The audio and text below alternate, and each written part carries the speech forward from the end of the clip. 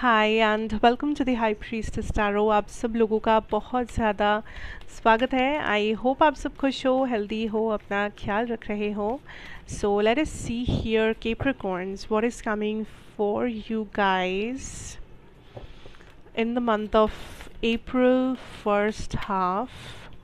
And ये एक बहुत ही जनरल सा रीडिंग है, सो प्लीज़ जितना रेजोनेट करे उतना ही लीजिएगा एंड बाकी के मैसेजेस आप यहीं पे छोड़ के जा सकते हैं। मेरे बारे में इंफॉर्मेशन सब कुछ आपको नीचे डिस्क्रिप्शन बॉक्स में दिया हुआ मिलेगा। You can check it out if you want. Let's see April first half for my Capricorns out there. Rock bottom number 10, and we have you and your loved ones are safe. New moon in Cancer. I'm hearing like your belief, your faith या फिर आपका patience इस वक्त test किया जा रहा है। अब ये टेस्ट हो सकता है कोई इंसान कर रहे हो सकता है यूनिवर्स कर रहे हो, but this is a time जब आपको एकदम पक्का रहना है अपने विश्वास के साथ, अपने फेथ, अपना वैल्यू, आप जिन चीज़ों में मानते हैं, आप जैसे आपका लाइफ में जो प्रिंसिपल्स है या आप लाइफ को जैसे जीना चाहते हैं, आपके सपने, सब कुछ आपके नज़र के सामने क्लियर होना चाहिए, क्योंकि यही है आपका टेस्ट। कुछ लोग इसे ऐसे भी समझा जा सकता है कि कुछ लोग होते हैं कि आप यूनिवर्स से मांग लेते हैं कि मुझे ये चाहिए, वो चाहिए, मुझे एक ऐसा रिलेशनशिप चाहिए, मुझे एक वैसा जॉब चाहिए, मुझे एक इतना बड़ा घर चाहिए, मुझे ये वो बहुत कुछ मांगते हैं, मैनिफेस्ट कर लेते हैं। पर कभी कभी हम लोग ऐसे मैनिफेस्ट करते हैं जिसके लिए हम खुद भी तैयार नहीं हैं। कुछ लोग, आप ऐसे मान लो कि आपने एक बहुत बड़ा कुछ मैनिफेस्ट किया। आपने मैनिफेस्ट किया कि मुझे एक बहुत बड़ा इतना बड़ा बंगलो चाहिए जितना मैंने कभी नहीं देखा हो। पर उस बंगलो शायद आपको मिल भी जाए, पर क्या आप खुद तैयार है उस बंगलो को मेंटेन करने के लिए, उसके पीछे खर्चे करने के लिए, उस बंगलो को वैसे रखने के लिए? क्या आप रेडी है? मान लीजिए आपने एक बहुत ही ब्यूटीफुल सा एक रिलेशनशिप मैनिफेस्ट कर लिया, मैरिज मैनिफेस्ट कर लिया। क्या आप रेडी है उस रिस्पॉन्सिबिलिटी को उठाने के लिए? क्योंकि जितना ब्यूटीफुल होगा वो मैरिज, जितना बेटर बेस्ट मैरिज होगा, उतना ही आपको इक्वल गिव एंड टेक देना पड़ेगा, उतना ही एफर्ट देना पड़ेगा। It goes in a cycle. So universe kind of आपको टेस्ट कर रहे हैं कि जो चीज़ें आप मांग रहे हो, क्या आप उसके लिए तैयार हो? आप मांग रहे हो कि मुझे इतना अच्छा सा एक जॉब दिला दीजिए, मुझे मैनिफेस्ट करना है अपना जॉब, बट आप कुछ कर नहीं रहे उसके लिए। So how are you going to get it? So it's like that कि क्या आप वो एफर्ट देने के लिए तैयार हो? क्या आप वो रिस्पॉन्सिबिलिटी अपने सर संभाल सकते हो? क्या आप वो 18 घंटा काम कर सकते हो?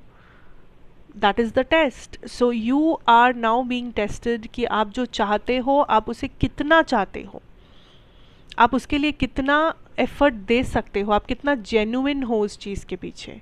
या फिर जैसे ही आप देखें कि ये तो बहुत मुश्किल है, आपने हाल छोड़ दिया, आपने छोड़ दिया कि चलो मुझे नहीं चाहिए। अब पहले आप मैनिफेस्ट कर लेते हो, फिर आप बोल दोगे कि मुझे नहीं चाहिए। That doesn't work that way, things doesn't work that way.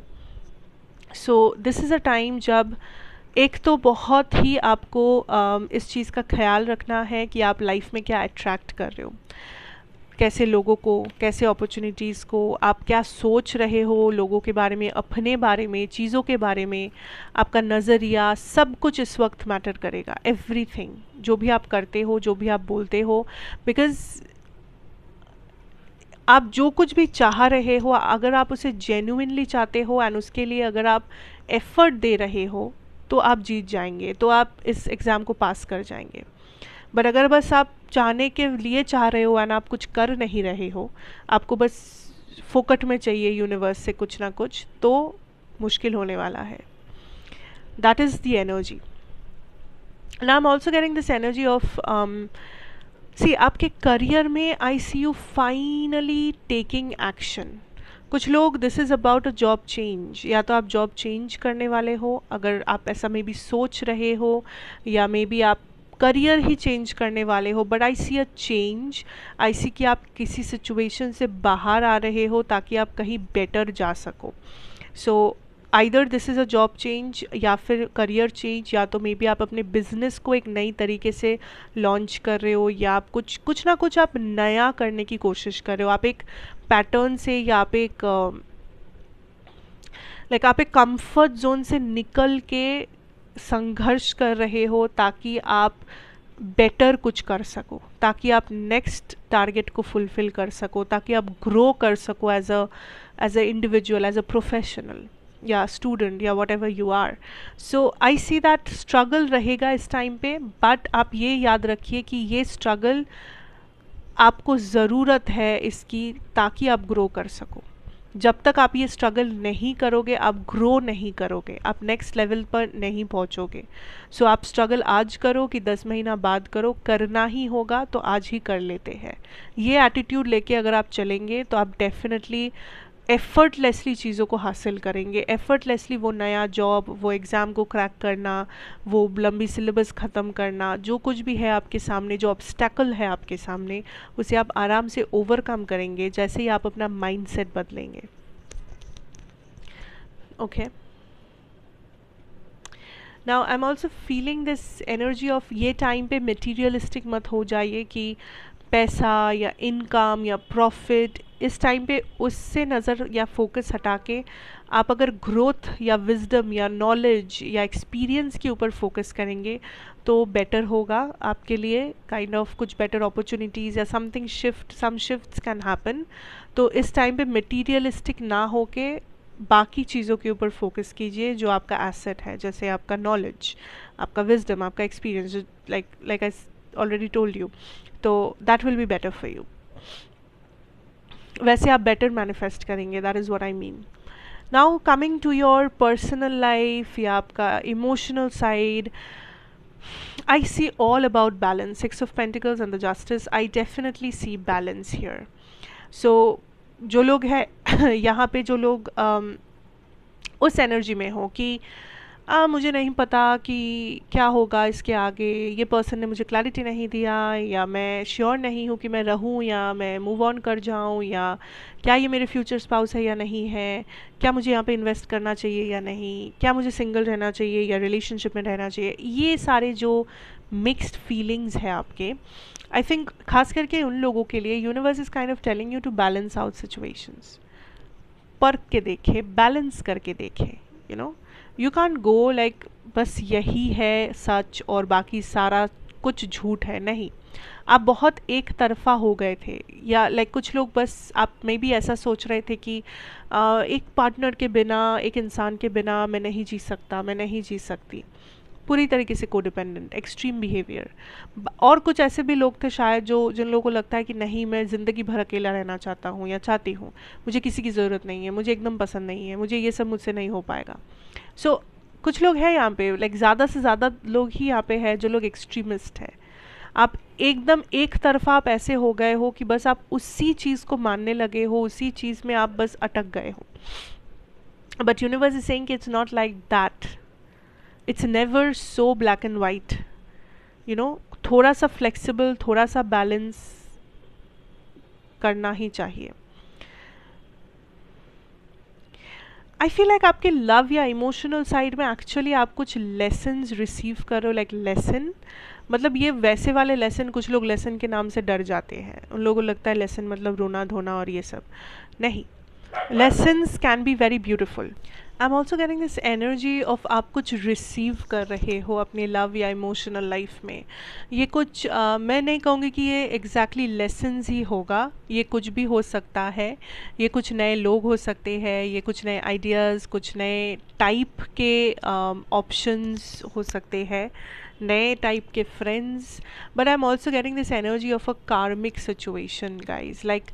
या तो आप ऑलरेडी किसी कार्मिक पार्टनर से डील कर रहे हैं, या तो आपके कुछ कार्मिक पार्टनर्स आपके लाइफ में एंट्री ले सकते हैं या फिर वापस आ सकते हैं आपके पास्ट से.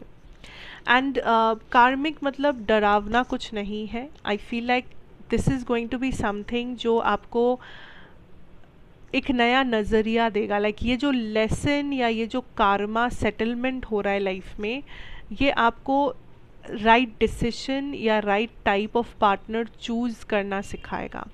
Now I M again telling you कि ये कोई बहुत बड़ा karma नहीं है जहाँ पे आपकी ज़िंदगी ऊपर नीचे हो जाए एंड सब कुछ बिखर जाए, ये वैसा वाला सिचुएशन नहीं है. So please don't be scared of the word karma. ये एक ऐसा कार्मिक सिचुएशन या रिलेशनशिप है जो आपके नज़रिए को साफ़ करने आया है. जैसा कि मैं कह रही थी कि बहुत से लोग हैं जो एक्सट्रीम में जाके सोच रहे हैं कि मैं यही करूँगा या करूँगी, वरना मैं यही करना चाहता हूँ, या इसके सिवा कुछ और सच नहीं है, इसके सिवा जो कुछ भी है वो सब गलत है. बस ये जो आपका नज़रिया है, इसे तोड़ने के लिए दिस इज़ अ कार्मिक रिलेशनशिप या कार्मिक सिचुएशन. या फिर ऐसा हो सकता है कि आप ऑलरेडी इस कार्मिक पर्सन के साथ डील कर रहे हैं एंड यहाँ पे फाइनली वो साइकिल, वो कार्मिक साइकिल एंड हो रहा है and you both are getting some values out of it. कुछ ना कुछ सीखने को, एक्सपीरियंस करने को मिल रहा है जो आपके लाइफ टाइम आपके लिए हेल्पफुल रहेगा. सो अपने लव लाइफ को लेके आप ज़्यादा सोचिए मत. आई थिंक इस टाइम पे अपने लव या इमोशनल लाइफ को थोड़ा सा गो विद द फ्लो वाले एटीट्यूड में रखिए कि जो हो रहा है आप उसे वैसे ही एक्सेप्ट कर रहे हो एंड आप उसमें ज़्यादा कुछ चेंजेस या रेजिस्टेंस या कुछ भी एडजस्टमेंट नहीं कर रहे हो. जितना हो सके चीज़ें नेचुरली होने दे रहे हो, अपनी फीलिंग्स को वैलिड मान कर चल रहे हो, फीलिंग्स को जैसा है वैसे एक्सप्रेस कर रहे हो एंड ऑल्सो आप फ्लेक्सिबल हो दैट कोई भी कुछ भी कहे आप उसे वैसे ही एक्सेप्ट कर सको. आप ज़्यादा ब्लैक एंड वाइट मत हो जाओ कि नहीं मेरा अगर ऐसा मानना है तो यही सच है बस और कुछ सच नहीं हो सकता.